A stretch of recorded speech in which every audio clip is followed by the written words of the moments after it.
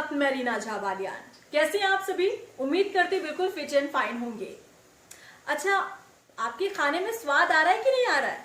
अब ये सवाल मैं क्यों पूछ रही हूँ, आप सोच रहे होंगे। दरअसल जो चीज आपके खाने में टेस्ट लाती है उसके दाम तो आसमान छू रहा है। मैं बात कर रही हूँ प्याज यानी कि कांदा की, जो कि आप सबकी सब्जी में, दाल में, सैलेड में टेस्ट लाने का काम करता है। लेकिन इसी प्याज ने लोगों को रुला रखा है क्योंकि इसके दाम आसमान छू रहे हैं। वो भी तब जब लोग इसे नहीं खाते हैं, यानी कि नवरात्र के महीने में कई लोग लहसुन प्याज जो है उससे परहेज करते हैं।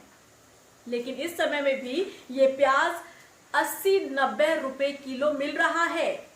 और ये किस लिए है? इसका जवाब सरकार के पास भी सटीक नहीं है। सरकार कह रही है कि भाई हम काम कर रहे हैं। अर्थशास्त्रियों से अगर आप बात करेंगे, उनका कहना है कि जो मॉनिटरिंग होनी चाहिए, जिस ढंग से काम होना चाहिए, उस ढंग से काम सरकार नहीं कर रही है। बीच में बिचौलिए जो हैं वो कहीं ना कहीं पैसा ऐंठने का काम करते हैं। जिस तरह से इस पर नजर रखी जानी चाहिए सरकार की तरफ से, उस तरह से नहीं रखी जा रही है। सरकार ने, आपको भी याद होगा, कितने बड़े बड़े दावे और वादे किए थे कि भाई हमारी सरकार आएगी तो आपको तो महंगाई से राहत मिलने वाली है। लेकिन क्या ये महंगाई से राहत है? आप ही मुझे बताइए।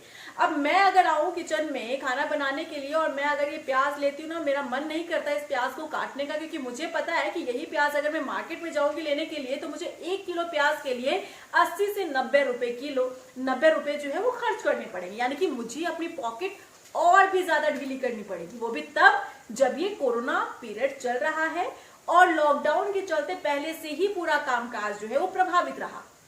लोगों की दुकानें बंद रही, बाजार बंद रहे, लोग काम नहीं कर पा रहे थे और यानी कि आर्थिक तंगी से लोग जूझ रहे थे। लेकिन थोड़ी सी जब अनलॉक की प्रक्रिया शुरू हुई, अनलॉक में लोगों ने थोड़ा सा काम करना शुरू किया तो ले में पड़ गई महंगाई की मार। अभी महंगाई की मार कौन झेल रहा है? आम जनता। क्योंकि ये जो मंत्री हैं, विधायक हैं, सरकार है, इन्हें तो महंगाई से कोई फर्क नहीं पड़ता, क्योंकि इन्हें तो कैंटीन में मिल जाता है सस्ता खाना। और अगर आप बाजार में जाते हैं तो आपको बाजार में आपको नहीं जाना, नौकर को जाना है। नौकर जाता है, उसके बाद पैसे आप लोगों के पास पूरे हैं क्योंकि हम टैक्स इतना ज्यादा भरते हैं, तो इसीलिए इनके पास कोई कमी नहीं है। अगर ये 200 रुपए किलो भी हो जाता है ना तो इनके थाली से प्याज गायब नहीं होने वाली है, बल्कि सैलेड तो भरपूर ये खाते हैं ताकि फेस पर ग्लो रहे। लेकिन हम सबको फर्क पड़ता है क्योंकि हम हैं आम जनता। हम अपनी जेब से टैक्स चुकाते हैं वो तमाम फैसिलिटी लेने के लिए। लेकिन उसके बावजूद भी देखिए, या तो आपको फैसिलिटी नहीं मिलती या तो आप महंगाई की ऐसी मार झेलते हैं जिससे आप उभर नहीं पाते, जो कि अभी मौजूदा हालात ऐसे बता रहे हैं।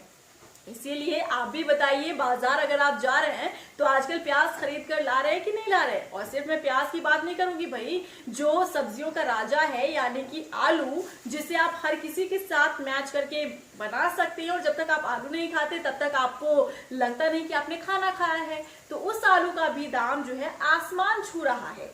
तो आप अपने रिएक्शन दीजिए। आप बाजार जा रहे हैं तो कितना परहेज कर रहे हैं इन तमाम चीजों को खरीदने से, और अगर आप खाना खाने बैठते हैं तो कितना आप इन चीजों को मिस करते हैं, और अगर आप खरीद रहे हैं तो कितनी आपको जेब ढीली करनी पड़ रही है? बताइए, जरूर कमेंट कीजिएगा, क्योंकि सरकार को जगाना हमारा और आपका अधिकार है।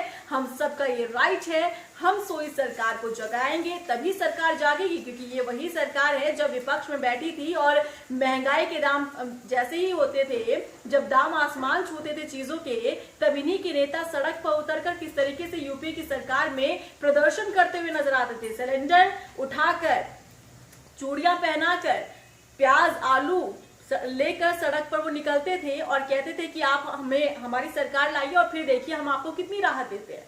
तो क्या वाकई राहत महसूस कर रही है आम जनता? बताइए जरूर। फिलहाल मुझे दीजिए इजाजत। नमस्कार।